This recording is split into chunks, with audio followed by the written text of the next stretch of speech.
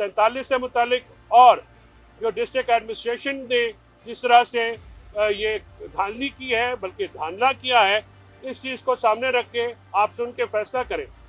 अभी election commission ने हमारी वो पटिशन NA 48 और NA 47 उनको सुना है, जिसमें जो अली बुखारी साहब के साथ साथ मुस्तफा नवाज खोखर साहब जो कि कंटेस्टिंग कैंडिडेट थे और TLP के अजहर साहब ने भी अपनी पटिशनें जो हैं वो दाखिल की और उन पटिशन्स के मुताबिक ये मौक़िफ़ अपनाया कि जो अली बुखारी साहब की जीत है वो फॉर्म 45 जो उनके पास हैं उनके मुताबिक भी सैयद मोहम्मद अली बुखारी साहब 45,000 से ज़्यादा लीड से ये इलेक्शन जीत चुके हैं। मज़े की बात यह है कि सिर्फ जो फॉर्म 47 तैयार किया गया है जो कि टेम्पर्ड है, बोगस है, और जो फॉर्म 45 प्रिजाइडिंग ऑफिसर की तरफ से इशू किए गए हैं उनसे मुताबिकत नहीं रखता, उसके मुताबिक सिर्फ जीतने वाले उम्मीदवार का जो फॉर्म 47 है या फॉर्म 45 वो डिफरेंट है। बाकी तमाम कैंडिडेट जिन्होंने इलेक्शन लड़ा उनको एक ही फॉर्म 45 इशू किया गया, जिसके मुताबिक जो PTI के कैंडिडेट से तीनों हलकों से इस्लामाबाद से भारी मार्जिन से जो है वो अपना कामयाब हो चुके हैं। हमने इलेक्शन कमीशन से आज ये भी इस्तदा की है कि डस्का केस में अली हजरत बली केस जो डस्का केस कहलाता है, जिसमें ऑफिसर्स ने जिन्होंने उस वक़्त का रिजल्ट इलेक्शन चेंज किया, मटेरियली अफेक्ट किया, उनके खिलाफ तादीबी कार्रवाई की जाए, उनके खिलाफ क्रिमिनल प्रोसीडिंग्स का आगाज़ किया जाए। इसके साथ साथ कंटेम्प्ट एप्लीकेशंस भी आज फाइल कर दी गई हैं कि जो इलेक्शन कमीशन जो है और उनको भी बावर कराया गया है कि आप अपने स्टे ऑर्डर के खिलाफ जो नोटिफिकेशन आपने इशू की है उसकी कोई कानूनी हैसियत नहीं है।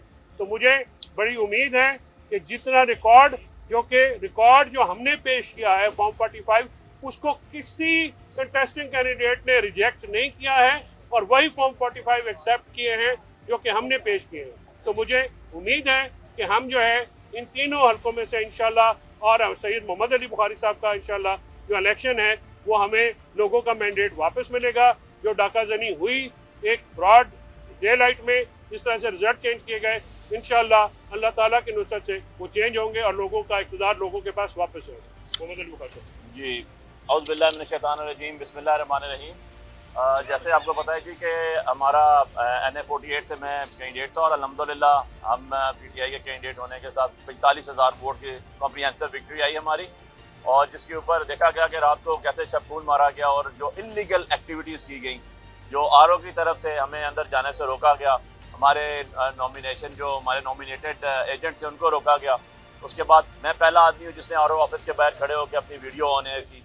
इसके साथ साथ जो मेरे 261 पोलिंग स्टेशन थे, मैं पाकिस्तान का पहला आदमी हूँ जिसने फॉर्म 45 टेबल पर रख के प्रेस कॉन्फ्रेंस की, अपनी ऑन एयर अपनी वीडियो रिलीज़ की। प्लस मैंने कोर्ट्स में और उसके साथ साथ जो कमीशन है इसके अंदर पेपर बुक सारी की सारी प्रोवाइड की। जो 261 पोलिंग स्टेशन थे, किसी पोलिंग स्टेशन के ऊपर किसी किस्म का कोई ऑब्जेक्शन नहीं है उसके फॉर्म 45 के ऊपर। आज भी मैंने यही बात की कि मेरे अलावा जो आज़ाद कैंडिडेट थे मुस्तफा नवाज खोखर साहब, वो इसके अलावा TLP के अदर साहब कैंडिडेट थे, इन सब की पटिशन्स भी क्लब हुई हुई थी और उसके बाद जो है वो सारी पटिशन्स यहाँ पर मौजूद हैं। RO के ऑफिस ने उसने हमें नहीं जाने दिया किसी को भी, और आई डोंट नो कौन से फॉर्म 45 लेकर आया, वो आज तक नहीं नजर आए।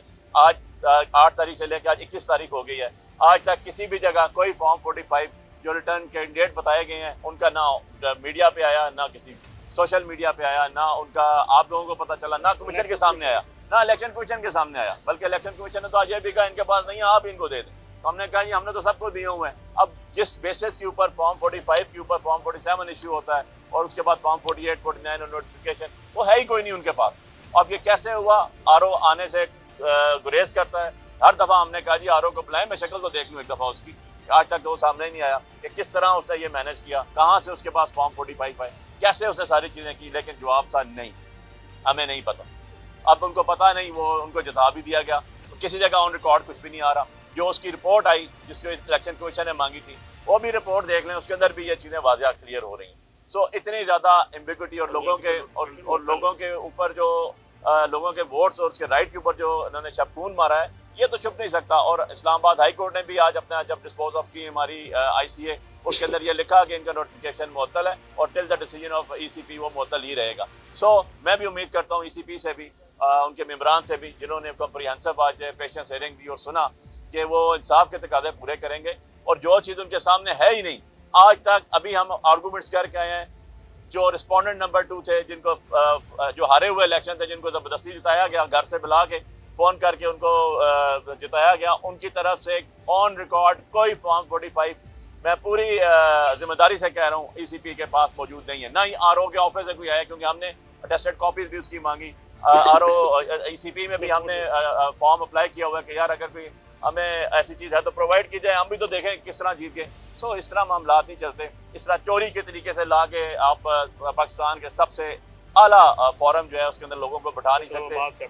और इस्लामाबाद कैपिटल के अंदर जहाँ पर लोगों के हक के ऊपर डाका मारा गया, आपका रिप्रेजेंटेटिव बैठना है, लोगों का रिप्रेजेंटेटिव बैठना है, जिसको उन्होंने वोट दिया है, ना कि चोर रास्ते से ला के बंदे को बैठा के कानून साजी करवाई जाती है। कानून साजी क्या होनी, चोरों से कानून साजी कभी नहीं हो सकती। तो ये मुल्क के लिए एक डिलेमा है, ये आप लोगों के लिए एक बहुत बड़ा अलमिया है, फिक्रिया है कि ये किस तरह के मामला किए जा रहे हैं और जिसका कोई जवाब नहीं है। अब बहुत ज्यादा वजन जो है वो अदालतों के ऊपर है, आला अदलिया के लिए और अदालत उज़्मा के ऊपर है। और सबसे पहले तो कमीशन को अपना हक अदा करना चाहिए, क्योंकि कमीशन के जो मामला हैं वो आपने देख लिया कि हमने तो अपना सारा के सारा केस प्रोड्यूस कर दिया। जो केस हमने प्रोड्यूस किया वो हमने मीडिया के सामने भी रखा और फिर डॉक्यूमेंट्स रखा। अब ये कमीशन का भी इम्तिहान है कि वो अपना कमीशन डिसीजन जो है वो हक पर कैसे देती है और आप लोगों के मैंडेट को कैसे बचाती है। बहुत शुक्रिया।